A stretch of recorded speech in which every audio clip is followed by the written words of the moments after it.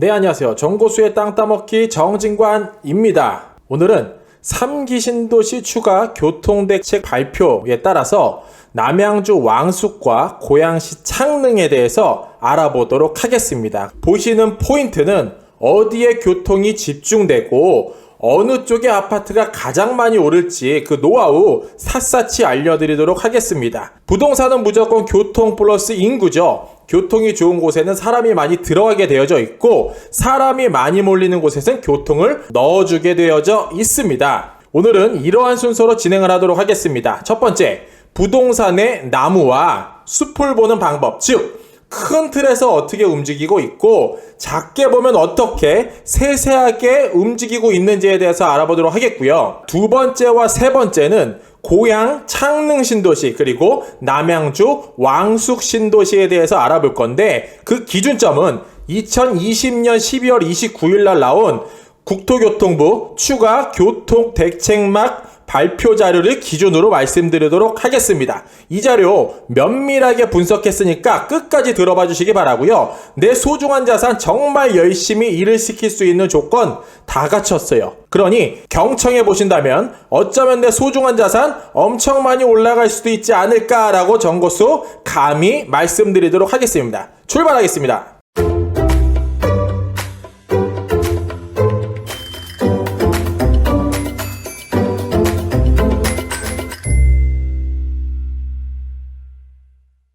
숲을 보고 나무를 심어라. 대체 무슨 말일까요? 예를 들면은 이렇게 설명할 수 있을 것 같습니다. 간단한 예시로 에버랜드 홈페이지 한번 가보도록 하겠습니다. 간단하게 에버랜드 리조트 그룹 내에 에버랜드와 캐리비안 베이가 들어가 있어요. 에버랜드 리조트를 국토교통부라고 제가 한번 표현을 해봤고요. 에버랜드 같은 경우에는 고양시, 캐리비안 베이를 남양주라고 한번 표현을 해보겠습니다. 즉 큰 틀에서 누가 계획을 짜고 있고 세세하게 지자체에서 어떻게 움직이고 있는지에 대해서 알아보도록 할게요. 이를 부동산에 적용해보면 이렇게 표현할 수 있죠. 국토교통부라는 곳에서 어떻게 대한민국 서울 경기권을 그리고 있나 라고 봤더니 2020년 12월 30일 6시에 나온 자료예요. 상생 발전을 위한 향후 20년간 수도권 관리 방향 제시라고 나와져 있고요. 확정 고시된 문서가 되겠습니다.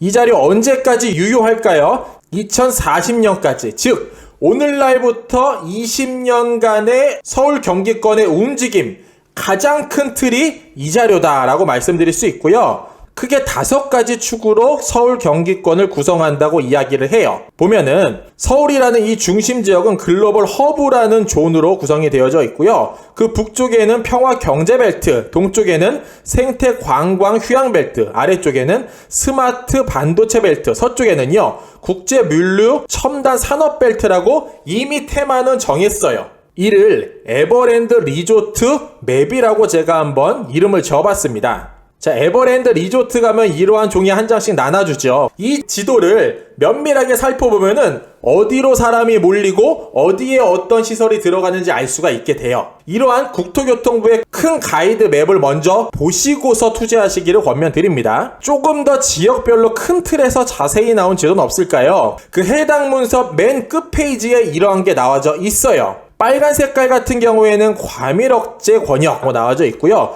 남양주라고 다 같은 남양주가 아니에요. 어떠한 지역은 과밀억제 지역으로 들어가 있고 어떠한 지역은 파란 색깔 성장관리 권역으로 들어가 있는 것도 있어요. 그런데 여기에서 보실 포인트 중에 하나는 자연보전 권역이라고 해서 초록색깔 섹터가 나와져 있습니다.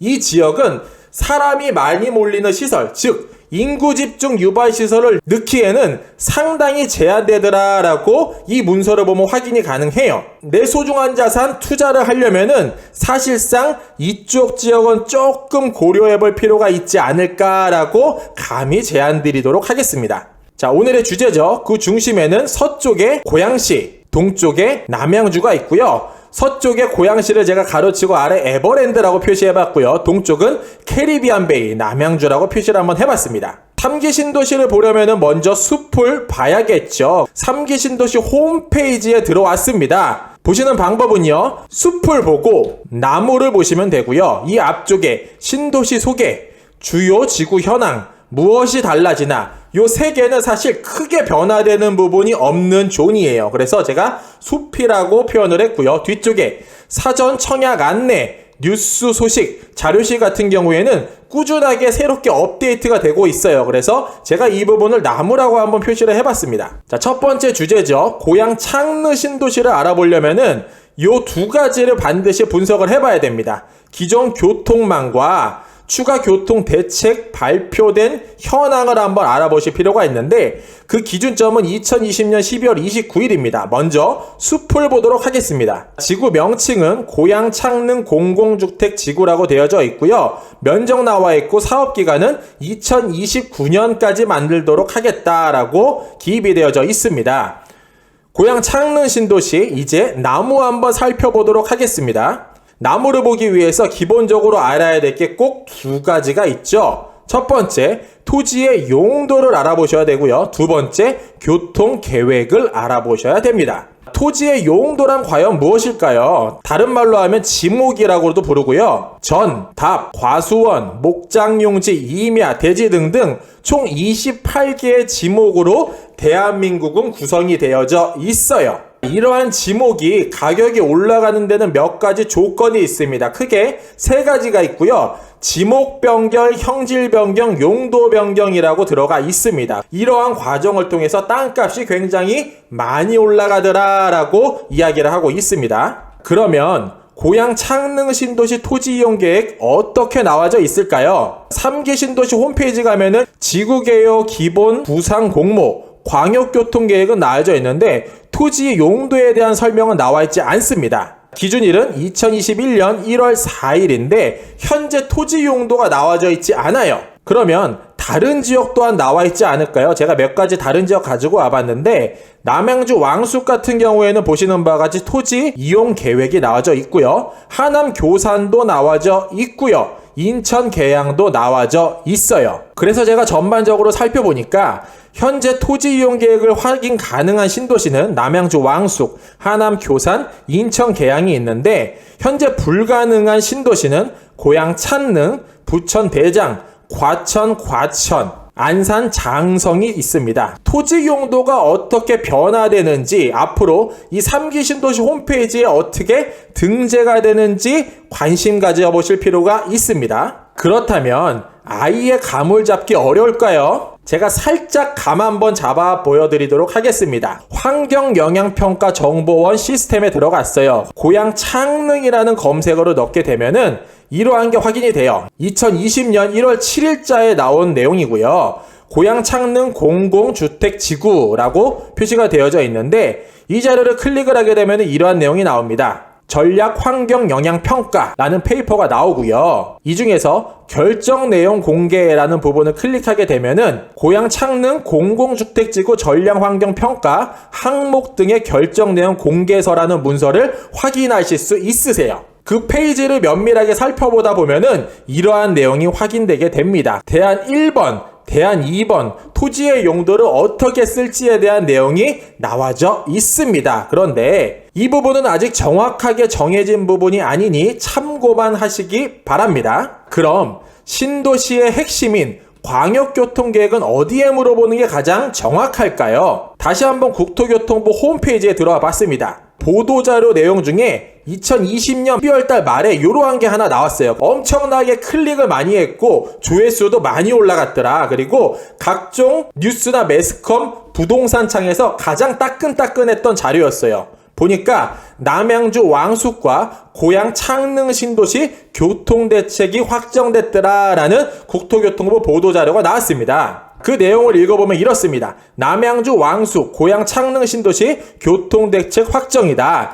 도시철도 GTX 등으로 서울 도심까지 30분 내에 접근할 것이다 라고 나와져 있어요. 그 내용에 대한 지도를 살펴보니까 이러한 사진 확인하게 되고요. 3기 신도시 홈페이지로 가면은 좀 더 간단하고 심플하게 요약이 되어져 있습니다. 자, 3기 신도시 홈페이지 들어왔습니다. 고향 창릉 신도시 보시는 방법 큰 틀에서 말씀드리면 이곳에 은평구가 위치되어 있고요. 그 위쪽에는 덕양구, 좀 더 서북 쪽에는 일산 동구, 그 아래쪽에는 김포공항, 그 동쪽에는 가양동이라고 뺑 둘러져 있고 그 가운데에 창릉 신도시가 들어가게 돼요. 그 위쪽에는 대중교통 개선, 그 아래쪽에는 도로교통 개선이라고 해서 어디서부터 어떻게 얼마의 예산을 들여서 무엇을 만들도록 하겠다라고 상세하게 표시가 되어져 있는데 이 부분 하나하나 꼽아보도록 하겠습니다.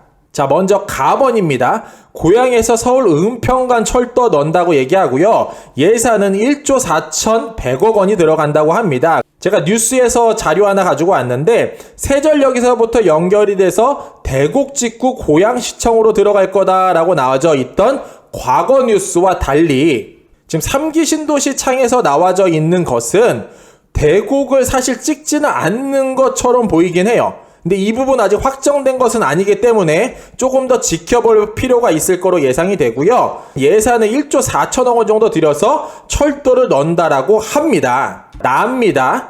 GTX-A 창능역 신설, 이 부분 엄청나게 따끈따끈했고 한동안 매스컴을 크게 달궜던 곳인데 그 A역 현재 이곳에 들어갈 거로 예상이 됩니다. 고양시 덕양구 용두동 792-3번지 이쪽 사거리로 들어갈 거로 예상을 하고 있고요. 다음 다입니다.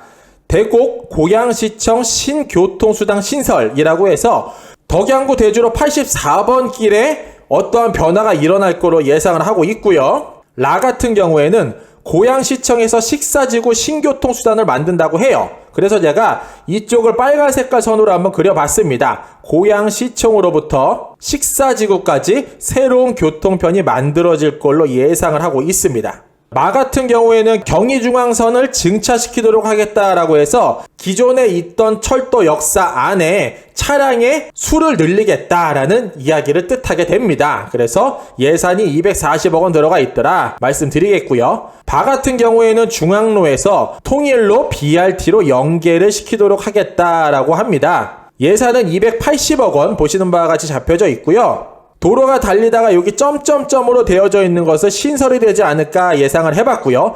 요 피니쉬로 그려지는 부분은 롯데몰로 예상을 해볼 수 있게 됩니다. 이곳에 BRT 간선 급행버스 체계를 넣는다고 하는데 BRT가 뭐냐? 도심과 외곽을 잇는 주요 도로에 급행버스가 운행되는 교통 시스템을 이야기해요.